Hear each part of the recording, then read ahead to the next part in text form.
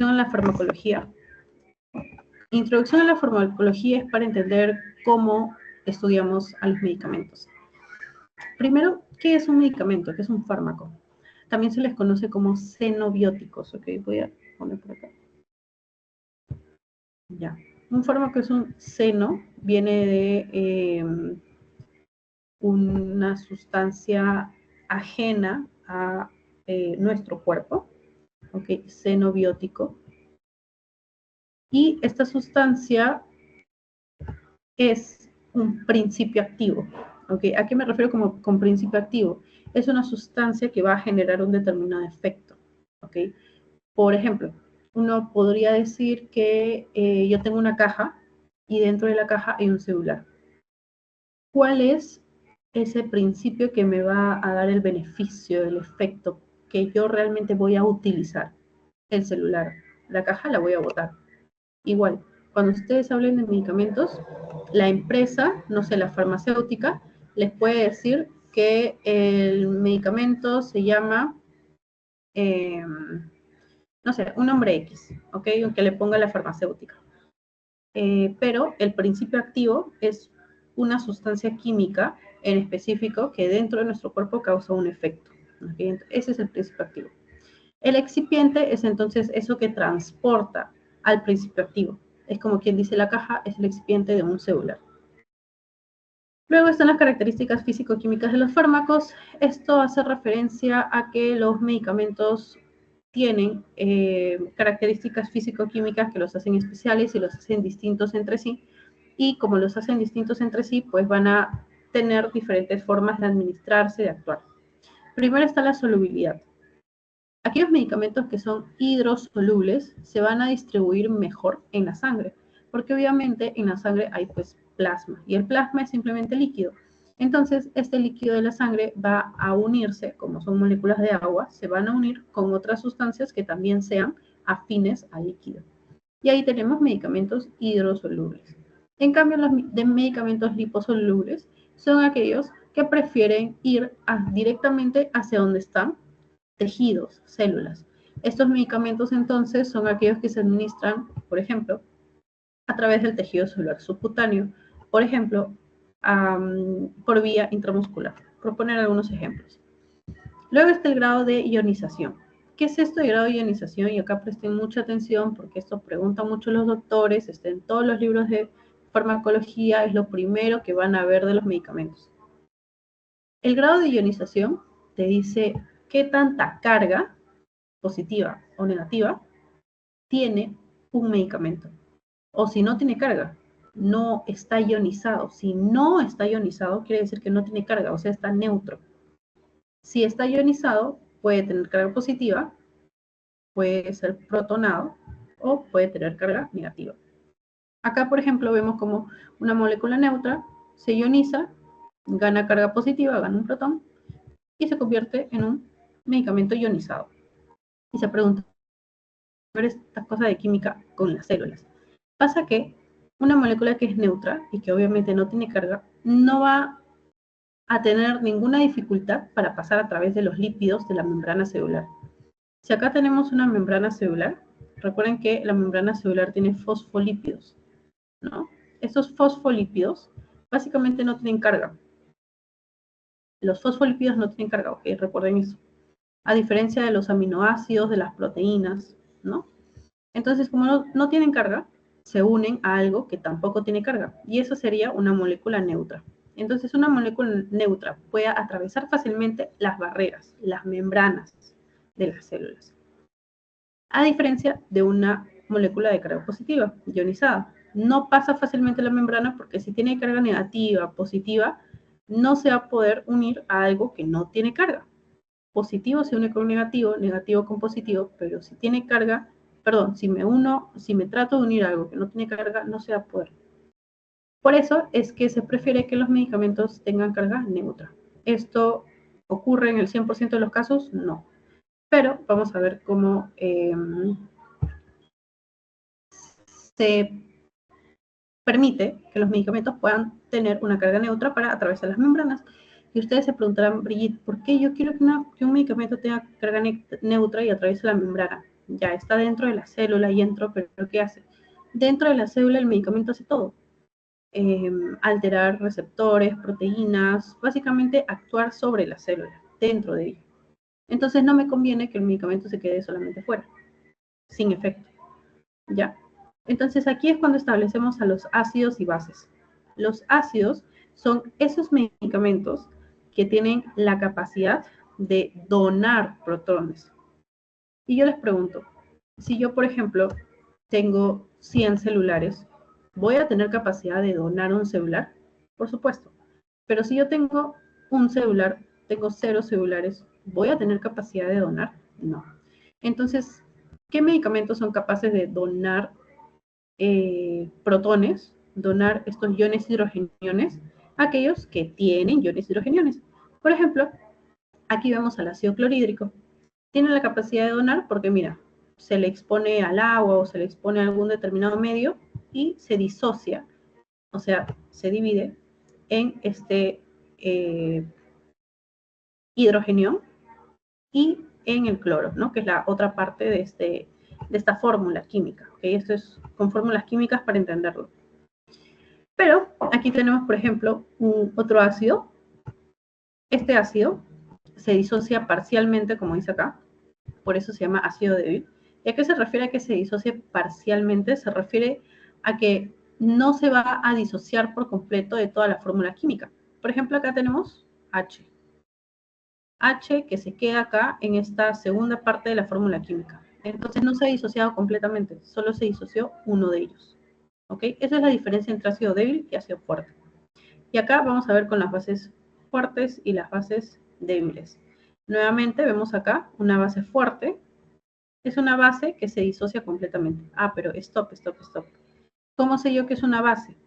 Una base es aquel que es capaz de recibir electrones, ¿ok? Es al revés de un ácido. ¿Cuál es? Perdón, electrones no, protones, iones hidrogeniones. Ese es el intercambio, ¿ok? Ese es el medio, ese es el trueque. Si yo tengo capacidad de donar esto, ácido. Si yo tengo la capacidad de recibir eso de carga positiva, base. ¿Ok? Entonces, las bases, por lo general, la gran mayoría, tienen esto de acá, un grupo hidroxilo. El grupo hidroxilo tiene carga negativa, como ven acá. Y ustedes se preguntarán, Brigitte, pero ¿cómo es que es una base si tiene carga negativa? Debe tener carga positiva. Ya. Una base es aquel que es capaz de recibir algo de carga positiva, que es el ion hidrogenio. Entonces, si esta base tiene esta fórmula, hidróxido de sodio, el hidróxido tiene carga negativa. Entonces, va a tener la capacidad de unirse con algo de carga positiva, que es el ion hidrogenio. O sea, en conclusión, este compuesto químico tiene la capacidad de recibir iones hidrogeniones y por lo tanto se convierte o se denomina base. Acá se ha cortado el de la base débil, disculpen, pero bueno, es básicamente lo mismo que el ejemplo anterior. Sigue siendo una base. Hasta ahí creo que los conceptos están claros, precisos. Ahora, vamos a ver esto de acá. Droga ácida, droga básica, pH ácido, pH básico. ¿Qué significa? Miren, memoricen esto. Una droga que es ácida, en el mismo medio, o sea, medio ácido, se va a cambiar. O sea, de lo que era ácido, o sea, de lo que tenía bastante carga positiva, ahora ya no va a tener carga positiva. Y al revés. Una droga básica,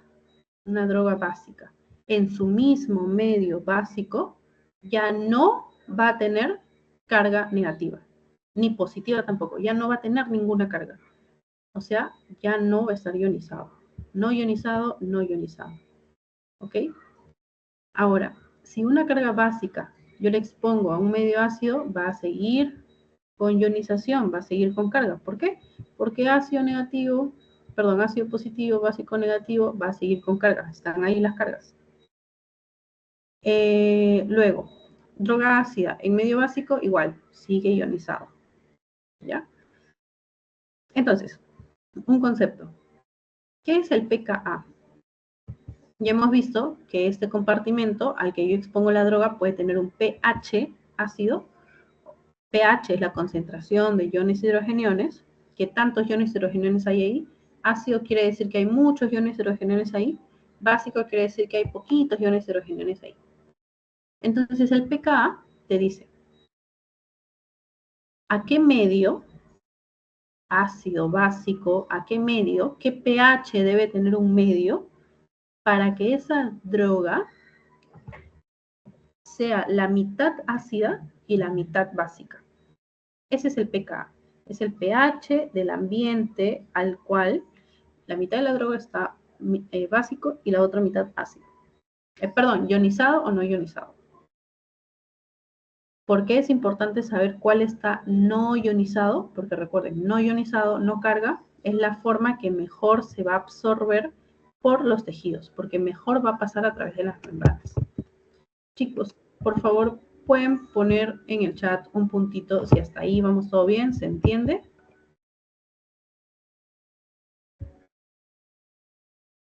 Joey dice que sí, te agradezco, Joey. ¿Los demás están ahí para saber que podemos continuar? Sí, Daniela. Ah, Daniela. No, disculpa, es que no tengo chat todavía. Ah, ya no, pero prende tu micro si gustas, ¿ah? Así podemos hacer una mejor interacción, porque para no estar viendo tampoco el chat por ahí. Está bien, voy a reaccionar entonces. Ya, claro, sería genial. Ya. Mariana, Ángela, Fátima. Ah, claro, Mariana es la que está usando el chat también. ¿Qué pasó? No me deja utilizar el chat. Ah, ya. Ya, bueno. Parece que sí se entendió, así que vamos a seguir. Ahora vamos a hablar acerca de los parámetros farmacológicos. Ya salimos de cómo es un medicamento, cómo se altera un medicamento, ionizado, soluble o no. Ahora vamos a ver ese medicamento. Ya está en el organismo. ¿Y ahora qué va a hacer? ¿Cómo yo mido su actividad? ¿En qué tiempo? ¿Ok? Entonces, vamos a comenzar con esto que dice acá al principio, periodo de latencia. Si ustedes recordarán, cuando han visto microbiología o infectología, periodo de latencia es básicamente el periodo desde que ingresa algo en mi cuerpo hasta que se manifiesta.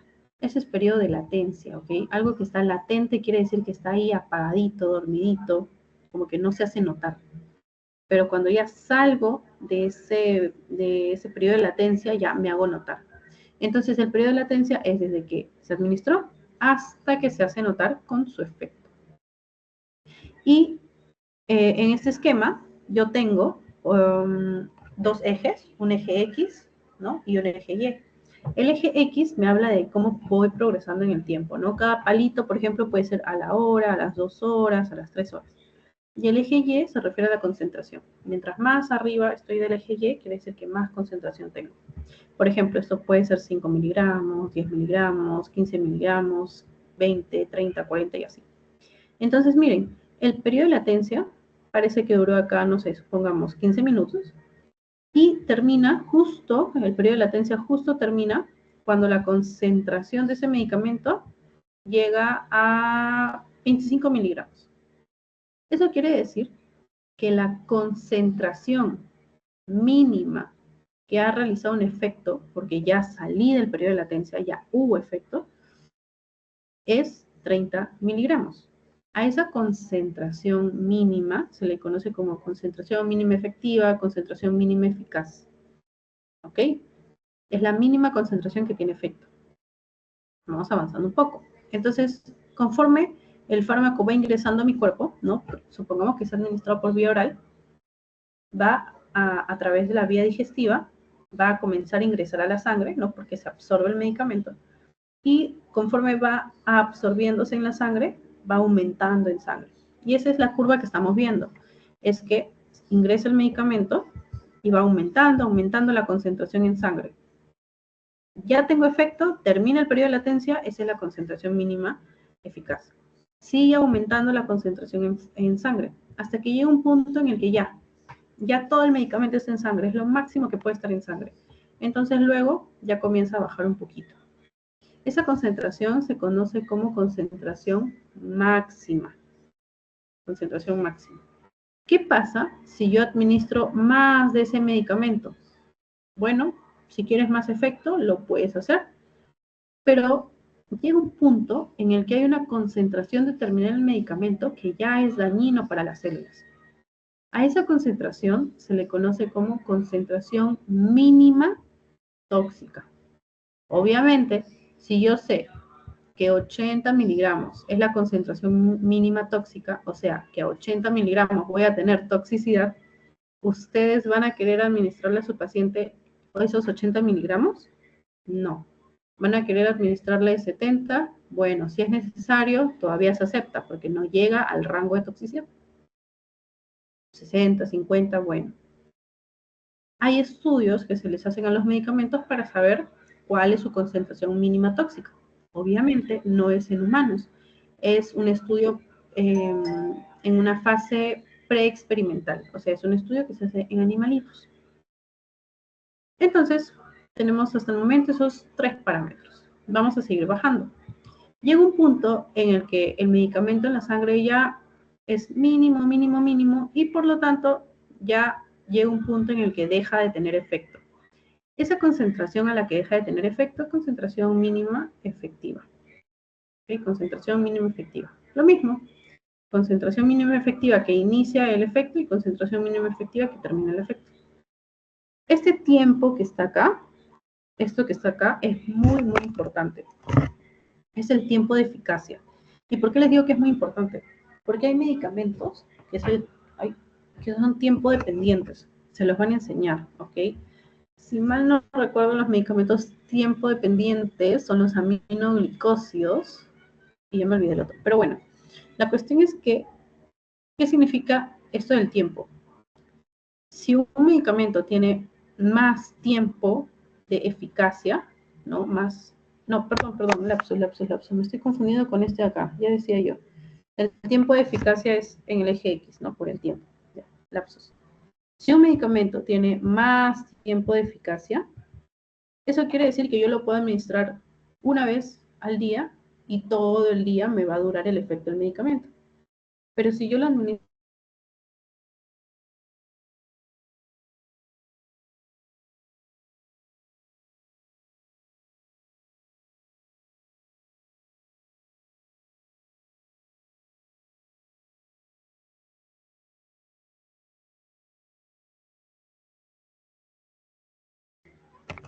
uy,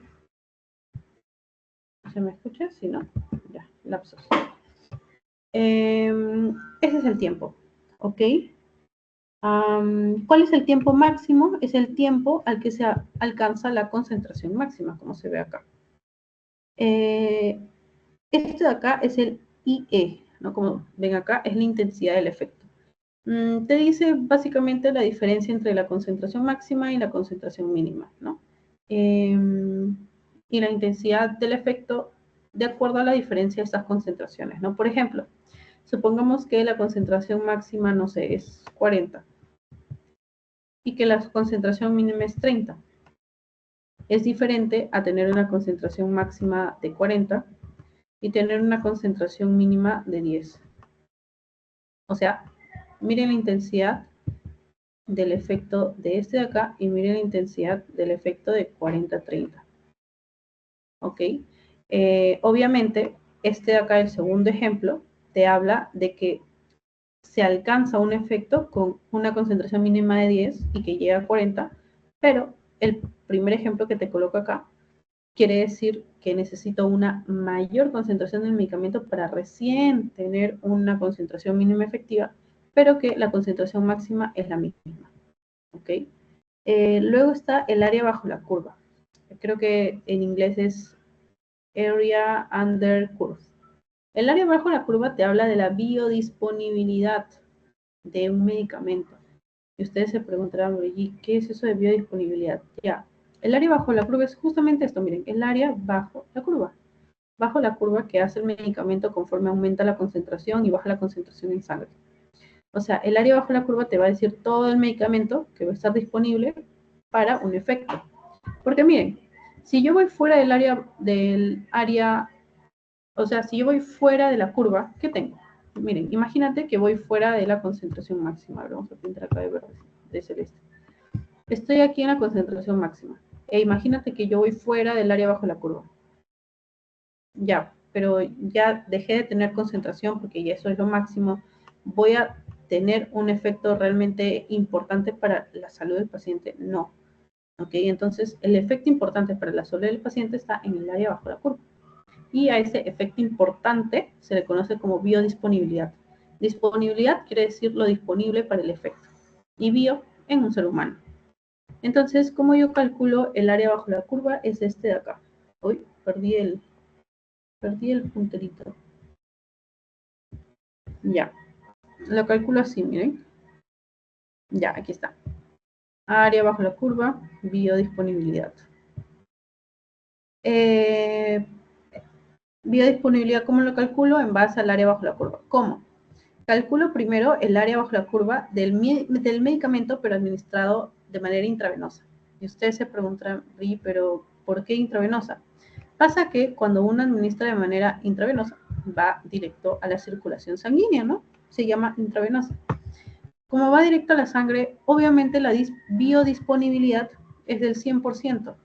Ojo, la biodisponibilidad se expresa en porcentaje. Es esta del 100%. ¿Ok? Entonces, mira acá. Acá administré el fármaco y mira, si es endovenoso, mira la concentración en plasma. Obviamente va a ser bastante mayor. Si yo administré, no sé, 5 miligramos en endovenoso, en sangre, voy a tener 5 miligramos, porque va directo a la vena, va directo a la sangre. Va bajando, porque este fármaco va siendo utilizado por las células, entonces va bajando su concentración y se va eliminando también del cuerpo. Luego tenemos al área bajo la curva de un medicamento que es administrado por vía oral. Recuerden que a través de la vía oral, pues vamos a degradar el medicamento, vamos a metabolizar no, mejor dicho, degradar el medicamento con el ácido gástrico, con la salivación, también a nivel intestinal, y luego recién se absorbe el medicamento. O sea, el medicamento entró entero, pero cuando llega a la sangre ya ha sufrido cierta modificación. Entonces, en la sangre, hoy no encuentro el puntero. Ya, entonces, el área bajo la curva va a ser más pequeñita, porque entró la pastilla de 5 miligramos, pero cuando llega a la sangre, la concentración máxima que va a llegar, no sé, son 5 miligramos. Perdón, 2 miligramos, ¿no? La mitad. 2.5 miligramos. Y luego va a disminuir su concentración, ¿no? Porque ustedes saben que el medicamento alcanza su máxima concentración, está ejerciendo su efecto en las células, pero luego se va a eliminar. Frecuentemente se eliminan los medicamentos a través de los riñones o también puede ser a través del hígado. Esos son los principales medios de excreción, porque los riñones te permiten eliminar la orina, ¿no? Formar la orina, eliminarla. Entonces, obviamente, si la orina me sirve para eliminar sustancias del cuerpo, electrolitos, sodio de potasio y ello, también te va a servir para eliminar otras sustancias que entran al cuerpo, ¿no? Medicamentos. Igual, cuando defecamos, se eliminan, pues, algún porcentaje de ácidos biliares, un porcentaje de líquido, un porcentaje de diferentes sustancias. Entonces, también puede servir como un medio para eliminar los medicamentos. Y ustedes se preguntarán, pero ese es el intestino. ¿Qué tiene que ver el intestino con el hígado? Recuerden que el hígado está conectado a través de las vías biliares con el intestino. Pero Brigitte, ¿para qué sería necesario que sea un órgano que está conectado con el intestino? Si el intestino solito ya lo puede eliminar. Pasa que el intestino no metaboliza los fármacos. Se tiene que metabolizar el fármaco en el hígado. Tiene muchas enzimas el hígado para metabolizar. Luego el hígado lleva el medicamento a la vesícula biliar. En la vesícula biliar el medicamento se almacena junto con los ácidos biliares de las vías biliares y luego sale a través de las vías biliares, ¿no? Pasa a través del conducto cístico, el conducto colédoco, y a través del esfínter de Oddi va a ser liberado hacia el intestino, porque ya se ha metabolizado. Entonces está listo para excretarse. ¿Ok? Ya, entonces tengo que calcular el área bajo la curva de la vía de administración oral. Oral también se conoce como vía de administración enteral. ¿Okay? Acuérdense para toda su vida porque esto lo van a escuchar en los hospitales. Van a escuchar que le dicen a la enfermera, dale enteral o dale nutrición enteral. Eso quiere decir vía oral. Si te dicen parenteral, eso quiere decir endovenoso. ¿Ya? Entonces, la biodisponibilidad se calcula. Si el área bajo la curva de la vía endovenosa es el 100% y el área bajo la curva de una vía oral es 30%, imaginemos, ¿cuánto equivale ese porcentaje? O sea, 30% o 30 sobre 100. 30, ojo, es el área de la disponibilidad del oral, 100 el área de disponibilidad endovenoso, y lo multiplicas por el 100%. Entonces, ¿cuál sería el área bajo la curva? 30. ¿Ok? Es así de simple. Ya. Aclaramiento o clearance. Esto se refiere básicamente, creo que no está acá, o sí está. No, no está. Ya bueno. Aclaramiento o clearance es básicamente la cantidad de medicamento que se elimina del cuerpo.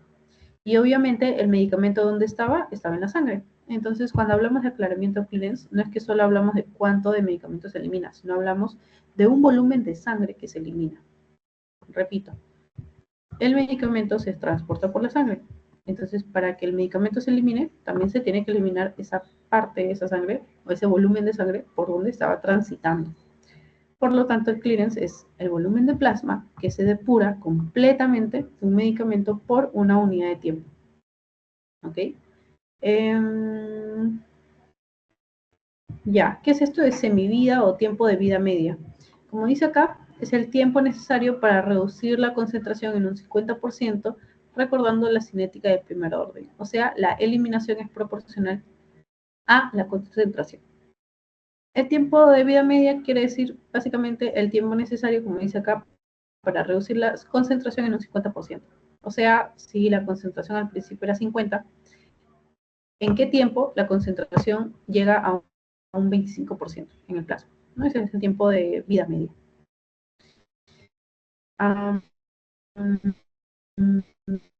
Es diferente al tiempo de concentración máxima. El volumen de distribución es muy importante. Esto ya nos habla de una distribución del medicamento, ya son palabras mayores. Yo en un rato les voy a explicar cuál es la distribución de un medicamento.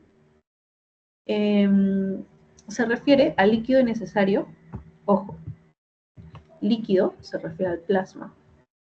Líquido necesario para contener el medicamento en el cuerpo a igual concentración de un plasma que en el plasma. Se refiere a que el medicamento se transporta a través de la sangre. Entonces, ¿en qué volumen de sangre, de plasma, se transporta ese medicamento? ¿O qué volumen de sangre es necesario para transportar ese medicamento? Ya, a eso se refiere. Igual vamos a repetir un poco el tema de volumen de distribución o qué es la distribución. Cualquier duda, por favor, escriban en chat o mejor en sus audios. Acá ahora tenemos la farmacocinética versus la farmacodinamia. ¿Qué son esas cosas de farmacocinética y farmacodinamia? Básicamente son partes del estudio en farmacología. Es como que yo te diga, soy médico. ¿Y cuáles son mis funciones? Atender pacientes, estudiar, ¿no? Por ejemplo. Ya, esas son las dos partes de mi estudio, de mi trabajo. Igual, cuando hablamos de farmacología, los dos trabajos que se deben entender o los dos trabajos que deben ocurrir son farmacocinética y dinámica. Farmacocinética, yo siempre me acuerdo así. Cinética comienza con C. Ah, ya, es lo que el cuerpo le hace al fármaco.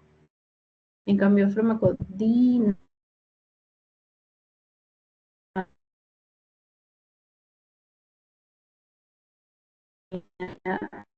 antigrasa.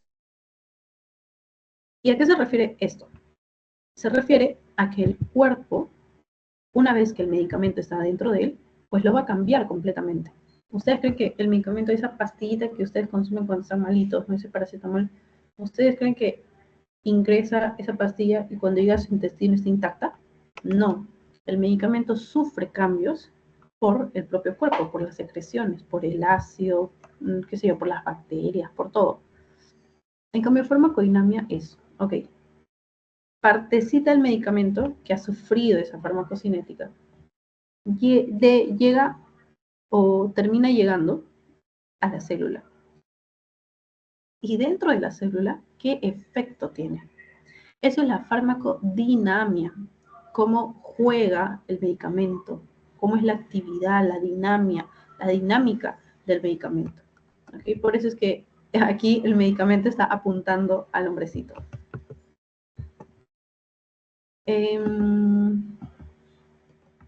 Ya.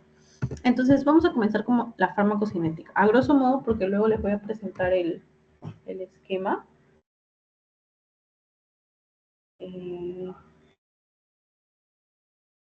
A ver, esperen.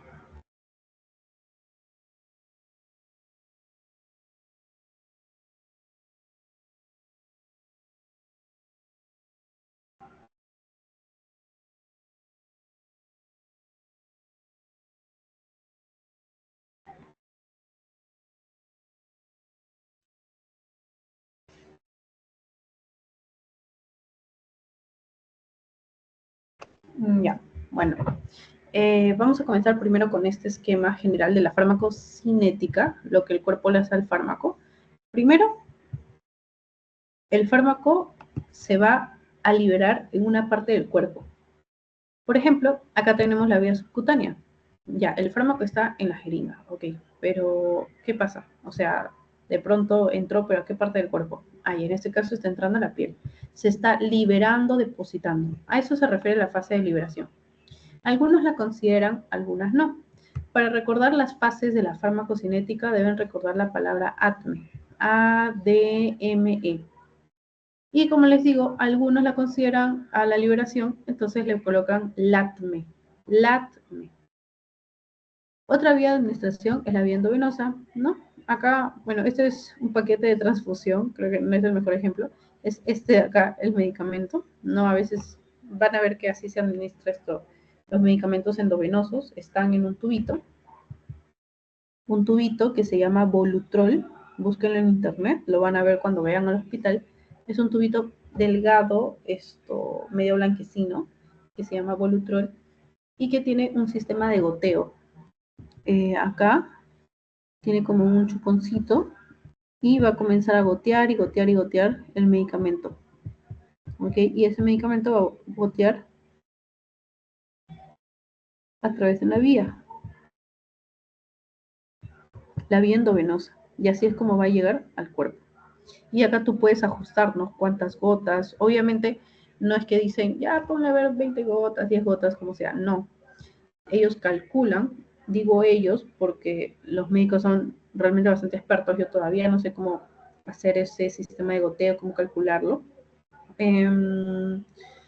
Entonces, calculan cuántas gotas son necesarias, porque en este determinado tiempo voy a tener tantas gotas y cada gota me va a administrar tanto de medicamento, entonces que solo sea por 2 horas, es realmente, no sé cómo lo hacen, pero bueno, es un sistema. Luego está la administración vía oral, ¿no? ¿Se libera dónde? Hacia la vía oral. Luego está la liberación transdérmica, que se refiere que es a través de la piel, no directo a la piel, no es a través de una inyección, no es una inoculación directa al tejido celular subcutáneo. Aquí están, por ejemplo, los parches dérmicos, los que liberan las hormonas femeninas, ¿no? Los estrógenos, y que es usado como método anticonceptivo.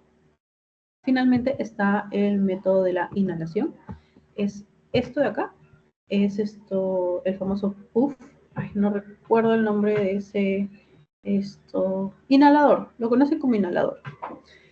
Entonces, esto que está aquí arriba, para los que no conocen este dispositivo, es como un botoncito que presionas el botoncito y acá debes poner tu boca en esto, o bueno, acercas un poco esto, presiona el botoncito y por ese dispositivo, por esa partecita, va a salir como un spray.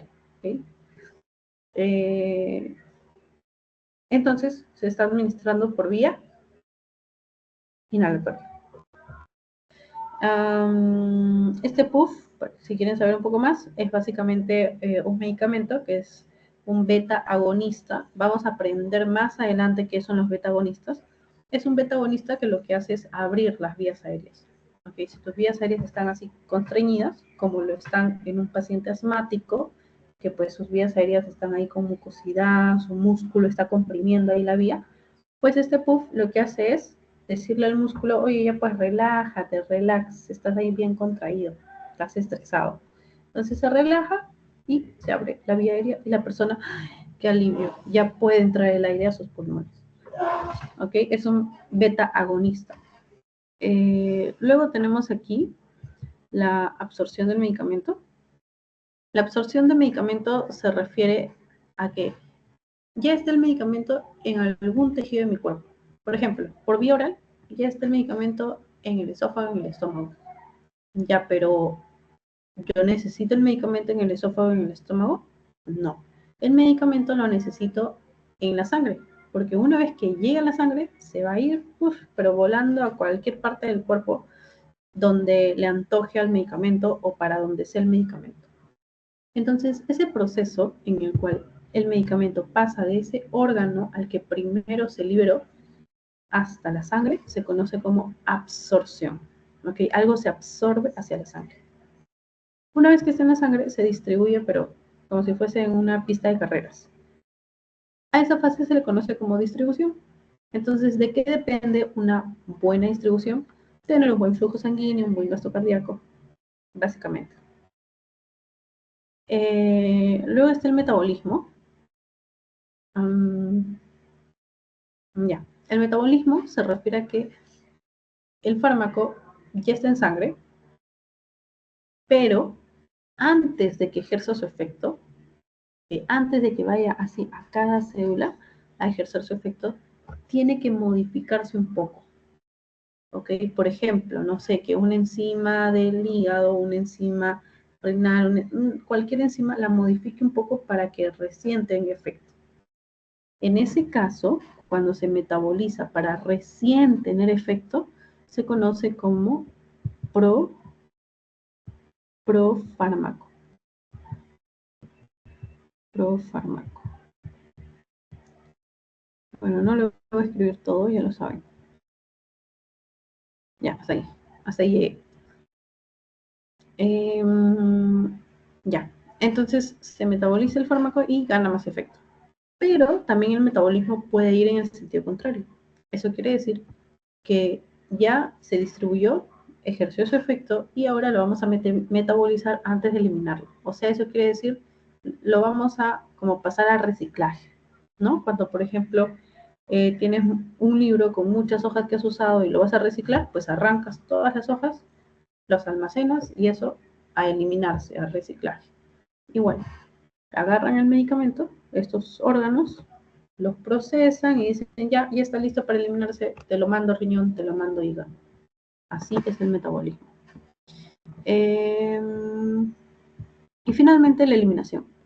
¿A través de qué se pueden eliminar los medicamentos o esto que queda del medicamento? Heces, importante, la orina. Por ejemplo, habrán escuchado, van a escuchar mucho en el hospital, mucho, y en toda su vida van a escuchar, que la rifampicina es el medicamento que colorea las secreciones. La rifampicina pone amarilla la orina. La rifampicina pone amarilla, incluso el sudor se habla de que pone amarillo. Las heces también las pone amarilla, no, naranja. La rifampicina es un medicamento antituberculoso. O sea, para pacientes que tienen TBC. Entonces, ¿dónde se elimina? En la orina. ¿Cómo lo sé? Porque pues está poniendo naranja en la orina. A través de las heces también se pueden eliminar otros medicamentos, como les digo, ¿cómo es que llegaron a eliminarse a través de las heces?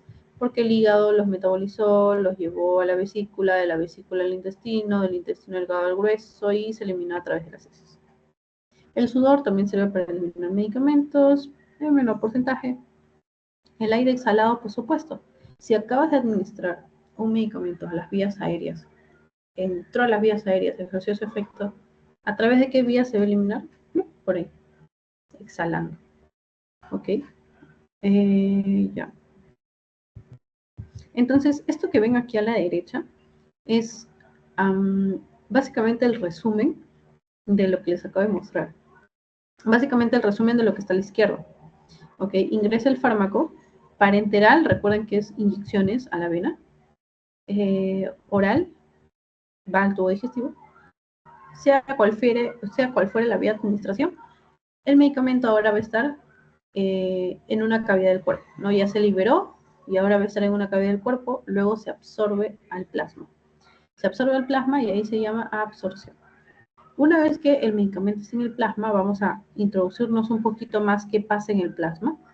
Miren lo que pasa. El fármaco puede estar libre, o sea, el fármaco está ahí pues nadando en todo el plasma y está libre.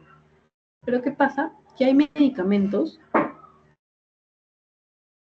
que como no son muy hidrosolubles, no pueden estar mucho en el plasma porque no tienen carga y el plasma sí tiene carga. Se tienen que unir a proteínas para transportarse. Es decir, perdón, es como si se tuviese que unir a un metropolitano para que lo transporte a su órgano diana, ¿okay? A su órgano efector. ¿Cuál es la proteína que con mayor frecuencia transporta los medicamentos? La albúmina. ¿Cuál es el órgano que produce las proteínas? O mejor dicho, ¿cuál es el órgano productor de proteínas por excelencia? El hígado. Ahora, ¿cuál es el que va a ejercer el efecto? ¿El fármaco libre o el fármaco unido a proteína? Obviamente, el que ejerce el efecto es el fármaco libre, porque si está libre, se va a unir a las células. Si está unido a proteínas, se va a pasear por todos lados, pero no va a llegar tanto a las células. Entonces, el fármaco libre, esto va a ejercer su efecto, también se va a almacenar. ¿Ok? Aquí está a la derecha lo del el efecto, se une a los receptores, y aquí a la izquierda lo de que se almacena. Aquí está, ¿no? Que luego van al principal sitio para el metabolismo. Y en la parte inferior y parte última, a través de la misma sangre, va a eliminarse, y por eso es que vemos en la curva de los medicamentos, vemos que comienza a bajar su concentración, ¿no? Porque ya se va a comenzar a eliminar, ya comienza a llegar a los tejidos.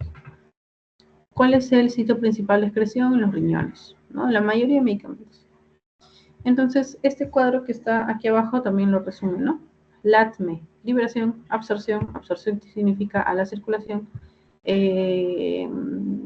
luego distribución para su metabolismo, luego para su excreción, aquí está, ¿no? Distribución, ya. Algo más, chicos, que les debo comentar es lo siguiente que se me pasó, pero creo que esto sí lo puedo comentar con el esquema, me parece.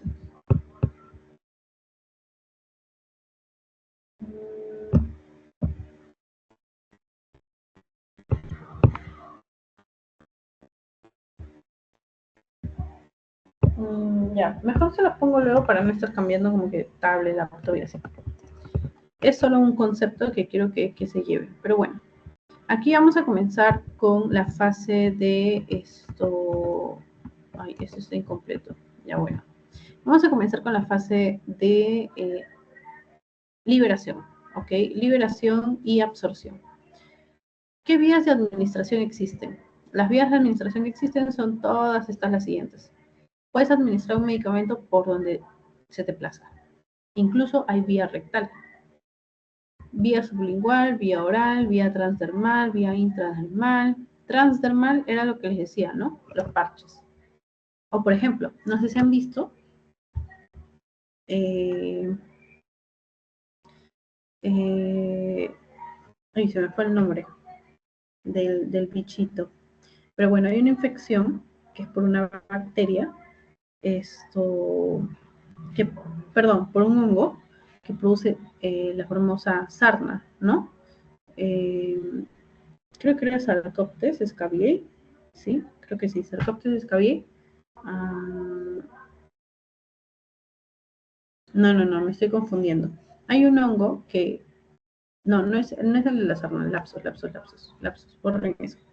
Ya, hay un honguito que le encanta venir acá al cuero cabelludo y comienza a consumir los folículos pilosos, ¿no? O sea, de donde nace el pelo, ahí lo comienza a degradar. Eso lo van a ver en infectología. Se les conoce como hongos dermatofitos, ¿ok? Específicamente, ese tipo de dermatofitos que afectan al pelo se conocen como tricofitos, ¿ok? ¿Por qué tri? Porque afectan pelo, piel, uñas, ¿ok? La cuestión es que estos hongos, como generan una reacción inflamatoria aquí, a la larga vas a terminar perdiendo el pelo. Y cuando pierdes pelo, se conoce como alopecia. Hasta ahí estamos chévere con el concepto. La cuestión es que el medicamento para tratar esa enfermedad, o bueno, esa infección, es la ivermectina.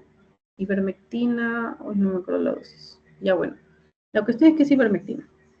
Ivermectina es un medicamento que lo consumes vía oral y va a ejercer efecto, va a llegar a todo el cuerpo para disminuir esa infección de los hongos. Pero ¿qué pasa?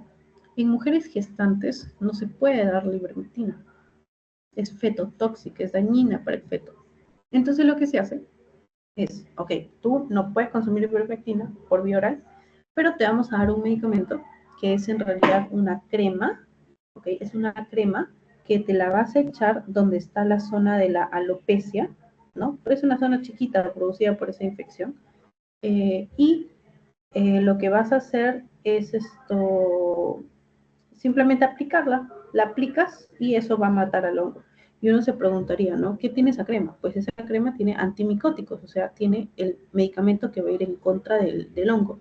¿Y cómo se llama ese medicamento? Se llama permetrina. Permetrina 5%. Es la concentración a la que viene.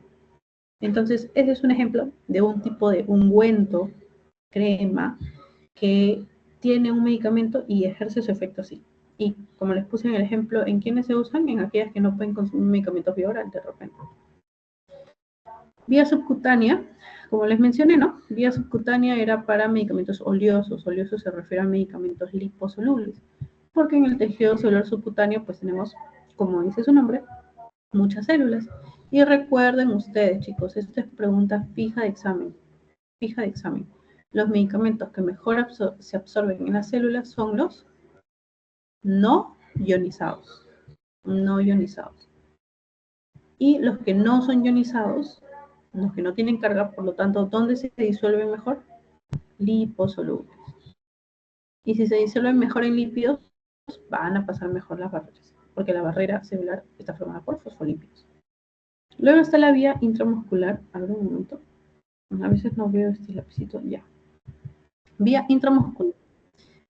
Como dice acá, ¿no? Su rapidez de absorción es intermedia, puede afectar pruebas diagnósticas.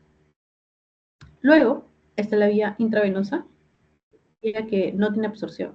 Recuerden que absorción era desde la cavidad a la que yo lo administré, o el espacio, el órgano en el que yo lo administré, hasta que llega a la sangre. Pero la intravenosa va directo a la sangre, entonces no tiene absorción, o sea, es directo. Biodisponibilidad 100%, o sea, todo lo que yo ingresé, todo lo que yo administré va a estar en sangre. Eso es biodisponibilidad. ¿Qué tanto de lo que he administrado ahora está en sangre biodisponible? Ya saben la fórmula, área bajo la curva de la vía en la que estás administrando sobre el área bajo la curva de la vía perfecta, la del 100%, la de la vía endovenosa. Vía intraperitoneal es básicamente a nivel del abdomen, por debajo de la pared de mi abdomen, por debajo de mi grasa, por debajo de mi tejido muscular, hay una capita de tejido que se llama peritoneo, y el peritoneo es bastante vascularizado. Si han llevado anatomía, revisen su clase de abdomen, busquen la clase de peritoneo. El peritoneo tiene bastante vascularización. Entonces ahí, rapidito se absorben los medicamentos. Luego está la vía intratecal. Intratecal se refiere a la vía que es dentro de la columna. ¿Okay? Ustedes saben que cuando se administra anestesia, y esto lo van a ver en su curso de anestesiología, yo ya llevé anestesiología, la anestesia se administra a nivel de la columna para hacer el bloqueo de los nervios que están, ¿no?, por arriba de donde yo administro la anestesia. Y básicamente es encontrar un espacio entre dos huesos, o sea, entre dos vértebras. Ahí ingresas con la aguja, hacen algo que no les voy a explicar porque no lo van a entender. Hacen algo para, una técnica para saber dónde están, administran el medicamento. Y ahora está dentro del sistema nervioso central, específicamente dentro de la médula espinal. Es bastante potente, ¿no? Obviamente una vía intratecal, va directo al sistema nervioso central. Conclusión, para anestesia. Intraósea, como dice acá, es especial en niños que son difíciles de canalizar, por ejemplo, cuando están deshidratados, porque esto justamente decía mencionar, el hueso de un niño está inmaduro. Ustedes sientan sus huesitos, es más, si lo golpean así, obviamente despacito, ¿no? Esto es duro, pero el hueso de un niñito es más, no blando, así que lo puedes doblar, y no estoy hablando de un niño de 5 años, no, sino hablo de un recién nacido, o sea, un bebito.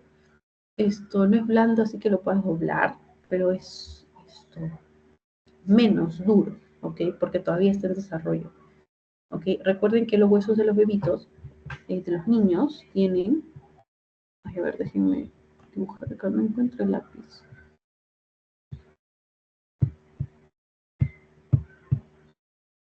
Ya.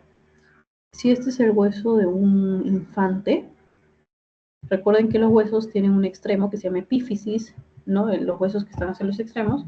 Lo que está hacia el centro es diáfisis, y lo que está entre la diáfisis y la epífisis, o sea, lo que está en medio, se llama metáfisis. La metáfisis de los huesos de los niños resulta que tiene un tejido blando que se llama tejido cartilaginoso. Y ese tejido cartilaginoso es hueso inmaduro. O sea, es un tejido que no es duro, o sea, no es hueso, pero se quiere formar en hueso, ¿ok? Se está formando en hueso, en un niñito. Ya en los adultos, no recuerdo la edad en específico, tendría que buscarlo, pero a partir de una edad en específico ya esa placa que está en la epífisis, ¿no?, que está más cerca de la epífisis, se llama placa epifisiaria, que es cartílago, se cierra.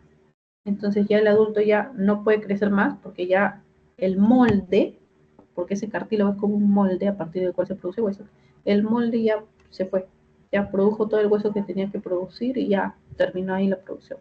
Entonces ya no crecen los huesos de la persona, ¿no? Ya. Hay vías especiales, ¿no? Como les decía, la vía vaginal, esto para anticonceptivos, también no sé si conocerán al respecto, yo que ya he aprendido un poco de ginecología, en ginecología lo van a ver, en obstetricia también, para infecciones fúngicas a través de la vía vaginal, también existen estos llamados óvulos, no sé si los conocen. Estos óvulos se introducen a través de la vía vaginal y la verdad, no sé cómo, la verdad no he buscado en internet todavía, pero desprenden, me parece, este antifúngico y alivia la infección, ¿ok? También, como dice acá, anticonceptivos, ¿no? Por ejemplo, el DIU, que es este dispositivo, o sea, ustedes pensarán, es como, tiene forma de Y, ¿no? A ver, mejor lo voy a dibujar acá. El DIU, que es este de acá, este es el útero, ¿ok? Es el útero, aquí está el cuello del útero, aquí está la vagina, ya. El DIU es algo así, como una Y, más o menos estoy tratando de dibujarlo. Entonces, ustedes pensarán, ¿cómo esta Y, como que parece medio como un fierrito? La verdad no sé la estructura de la que esté formada, pero a grosso modo hablando y vulgarmente hablando para fines didácticos, cómo es que ese dispositivo impide la concepción, o sea, la fecundación, ¿no? Óvulo espermatozoide, o sea, ¿qué tiene que ver?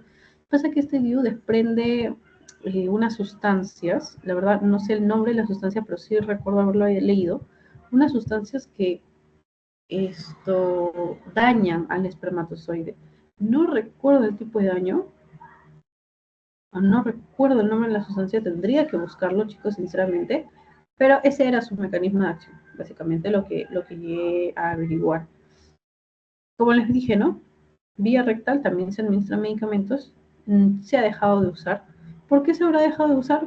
Imagínense, incomodísimo que te administren un fármaco vía rectal. O sea, pero acá menciona, ¿no? Que es para que tenga un efecto local. Ya. Vía intracardíaca para paros respiratorios, no sé si habrán visto estas películas, estas escenas en las cuales un paciente nos está en paro respiratorio y al toque, ¡plop!, una adrenalina hacia al pecho frío. Un paro cardiorrespiratorio. Vía inhalatoria, como les mencionaba, ¿no? Los agonistas beta para que lleguen al bronquio y lo dilaten.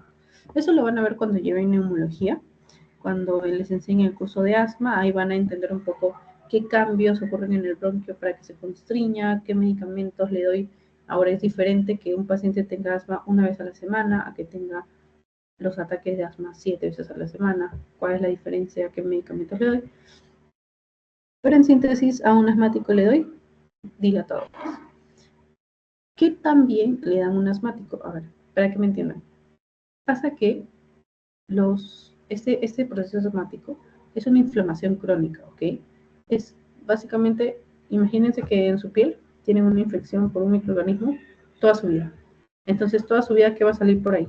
Secreción, ¿sí o no? Pus. Ya bueno, en las vías aéreas no es que haya una infección por una bacteria en el asmático, sino a lo que voy es que como es crónico, toda la vida va a secretar, ¿ok? ¿Ok? Esa secreción es producto de la inflamación. ¿Y qué medicamento es el medicamento por excelencia que le dice a tu sistema inmune, oye, ya pues apágate? Esos son los corticoides o los corticosteroides también llamados. Los corticoides te bajan las defensas. Y tú preguntarás, oye, pero ¿quién me recetaría un medicamento para bajar las defensas? Es inaudito. Te recetan un medicamento para bajar las defensas cuando tus defensas tienen la culpa de esa enfermedad o de esa alteración que tienes. Cuando lleven reumatología, sí, reumatología, oncología, van a ver que hay una enfermedad, bueno, muchas enfermedades que son justamente por eso, son autoinmunes. Mi propio sistema inmune me ataca a mí mismo. Entonces, una enfermedad autoinmune, por ejemplo, que estoy viendo ahorita en el hospital, es el mieloma múltiple. Se dice que cuando se detecta por primera vez un mieloma múltiple, ahí nada más hay que darle el medicamento que se llama corticoides, específicamente prednisona le dan, si mal no recuerdo, le dan 40 miligramos en la mañana y 30, 20 miligramos en la tarde, si mal no recuerdo, o era 30. Eran 2/3 de la mañana y 1/3 de la tarde. Ya bueno, la cuestión es que era más en la mañana y menos en la tarde. Entonces, ¿por qué? Porque esta persona, su sistema inmune está que la ataca a sí misma, a sus huesos. El mieloma múltiple ataca a tus huesos, degrada tus huesos.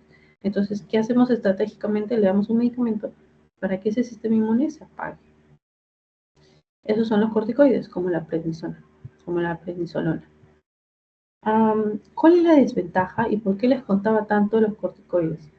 Pasa que estos corticoides, como te bajan las defensas, eres más susceptible a una infección por microorganismos oportunistas. ¿Okay?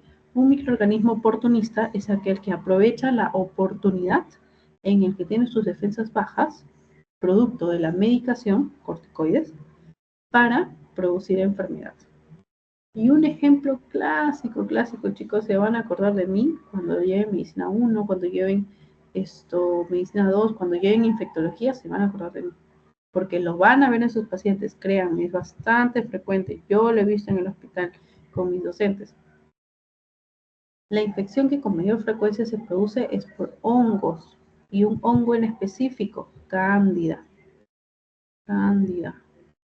albicans, ¿ok? Cándida albicans. Y eso. Ahora, ya creo que no les expliqué este de acá. El de la vía oral y el de la vía sublingual. La vía sublingual es básicamente para medicamentos que quiero que se absorban rapidísimo y lleguen al corazón, pero rapidísimo. ¿Por qué? Porque en la vía sublingual se coloca la pastillita, se le dice a la persona, levanta la lengua, se coloca la pastillita debajo de la lengua, y debajo de la lengua tenemos importantes vasos sanguíneos que llegan rapidísimo, principalmente venas, obviamente, que llegan rápido hacia el corazón. Entonces, por ejemplo, ahí está la nitroglicerina. La nitroglicerina es el medicamento que se administra vía sublingual a pacientes que tienen un infarto. ¿Sí? La nitroglicerina lo que hace es aliviar a tu corazón del infarto. Por eso se administra en ellos. Luego está el metabolismo de primer paso. ¿A qué se refiere esto? Se refiere al metabolismo que sufre el fármaco antes de llegar a la circulación central para distribuirse. Es decir, es como un bypass. Es un primer paso antes de ir a la sangre, ¿ok? A distribuirse. Entonces, miren acá, la persona consumió el medicamento. Ahora, ¿a dónde se debería ir ese medicamento? Acá, miren acá a la derecha, al rojito, a la sangre arterial, a los capilares. Pero miren este bypass que hace, miren toda la vueltota que se da.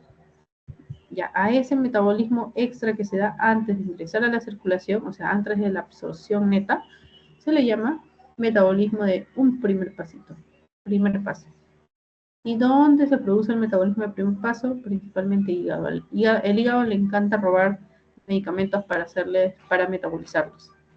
Entonces, acá vemos que luego de ser metabolizado por el hígado, va a través de la vena porta, de la vena cava inferior, sube a través del hígado, y luego llega a la aurícula derecha, ¿no? De la aurícula derecha, el ventrículo derecho, sale a los pulmones, regresa nuevamente por la aurícula izquierda, ventrículo izquierdo, y así sale.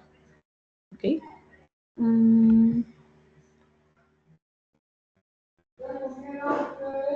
Ya. Estaba leyendo lo que estaba acá abajo. Como dice acá, ¿no? Ya llegó para la distribución, ya se distribuyó a los tejidos, va a todos los órganos, ¿no? Esto ya les comenté, biodisponibilidad. Vamos a leer un poquito nada más la definición para tenerlo consolidado. Es la fracción de dosis de un medicamento que llega inalterada a la circulación sistémica, ¿no? Ya. El área bajo la curva del endovenoso tendrá una biodisponibilidad de 100%, porque al toque administré, al toque está en sangre. O sea, no se alteró nada. Pero el oral sí se alteró por el jugo gástrico, por el intestino y así. Biodisponibilidad del endovenoso 100%. ¿Qué es un profármaco? Es una sustancia farmacológica que se administra de forma inactiva y luego de que se metaboliza recién mejora su biodisponibilidad. O sea, ya les había explicado aquí atrás, es un medicamento que entra dormido, ¿ok? Ese es un profármaco. Es pro porque entra dormido. ¿Y por qué es pro que entre dormido? Porque es pro que entre inactivo. Porque miren, pues cuando se hace absorción, ¿qué pasa? O sea, cuando se absorbe del estómago, del intestino, obviamente el jugo gástrico, las secreciones cambian al medicamento. Ya, este profármaco es tan pro que por más cambios que haya sufrido en la absorción y en la liberación, cuando llega el metabolismo, ese hígado lo metaboliza el profármaco y ahora se convierte solo en fármaco. O sea, va a tener un efectazo, un efecto grande. Pero Brigitte no se metabolizó por el jugo gástrico, sí, el que se metabolizó fue el profármaco. Pero ahora que solo me queda fármaco, ya pues ese es el máximo. Ya. Esta imagen está incompleta, me van a disculpar. Vamos a hacer solo esta y luego vamos a ir al esquema que tengo por ustedes. Uy, qué raro, no se ve. Ya se ve. Vamos a ver ahora la segunda fase. Ya vimos absorción, Ahora vamos a ver distribución. Distribución, no, acá hubo un lapsus. Acá no debería ser fases de la administración, debería ser fases de la distribución. Ya, como les dije, la distribución consta de que el fármaco está libre y entonces se va a las células a ejercer su efecto, o el fármaco está unido a una proteína, la principal, la albúmina, y ese recién ejerce un efecto cuando se libera. Entonces, fármaco unido a proteína está encapsulada, está encerrada, está atada, está secuestrada. En cambio, fármaco libre, fármaco free para todo. Hay dos fases de la distribución. La distribución se divide en una fase inicial y en una segunda fase, como dice acá. La fase inicial es la fase en la que, ok, ya llegó a la circulación el fármaco, pero ahora ¿a qué órganos principales se va a ir? En cambio, la segunda fase es, ok, ya estoy en el órgano principal. Lo voy a dibujar ya mejor, para que entendamos todos. Primera fase, pasa de un tejido, no sé, celular subcutáneo, del músculo donde inyectaste el medicamento, y ahora va a llegar a la sangre, ¿no? Esa es la distribución, se absorbe y llega a la sangre.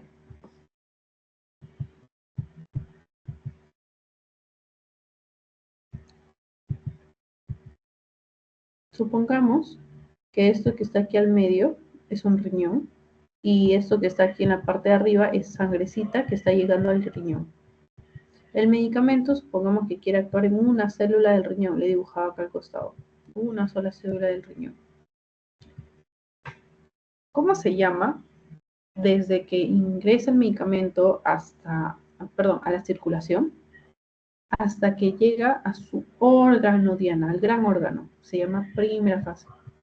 Entonces, ¿de qué depende la primera fase? De la cantidad de sangre que esté bombeando mi corazón adecuadamente. Porque si, supongamos, mi sangre no bombea sangre adecuadamente, mi corazón no bombea sangre adecuadamente, ¿qué sangre le va a llegar al riñón?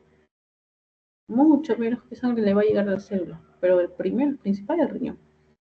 En cambio, la segunda fase es, ok, chévere, ya tienes todo el medicamento en toda esta urbanización, en todo este órgano, ahora danos a uno de nosotros o a algunos de nosotros. Esa es la segunda fase. Por tanto, la segunda fase depende del flujo sanguíneo local, o sea, del flujo sanguíneo dentro del órgano. En cambio, la primera fase depende del flujo sanguíneo fuera del órgano, que le llega al órgano, no que está adentro. Si adentro del, supongamos que el riñón tiene esta arteria que lleva la sangre hacia el riñón. Y supongamos que esta arteria es la sangre que sale del corazón. Perdón, del riñón.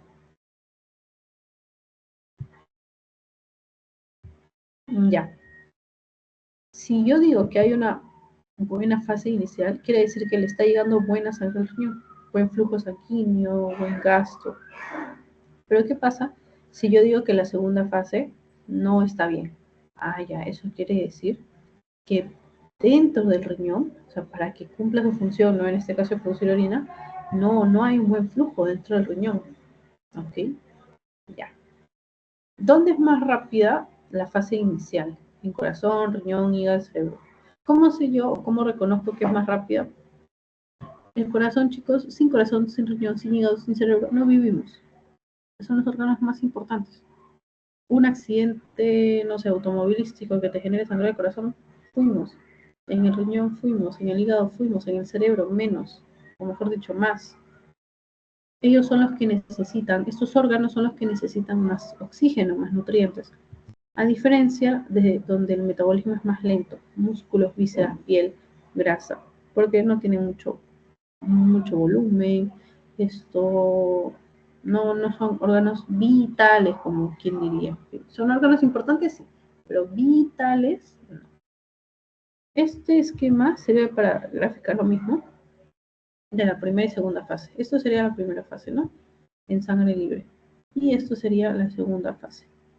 Entre las células del órgano que yo estoy estudiando, al que yo le voy a indicar el medicamento.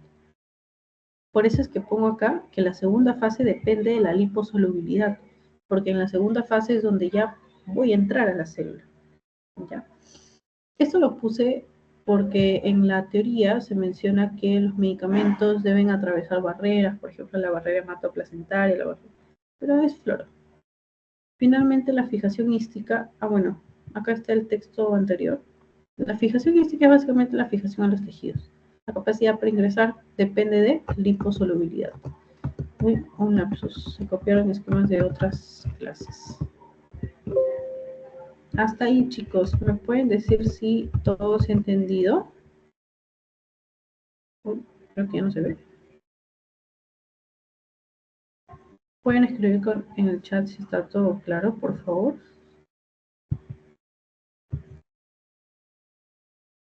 A ver, Fátima dice que sí, Ángela dice que sí, Daniela dice que sí, yo y Mariana.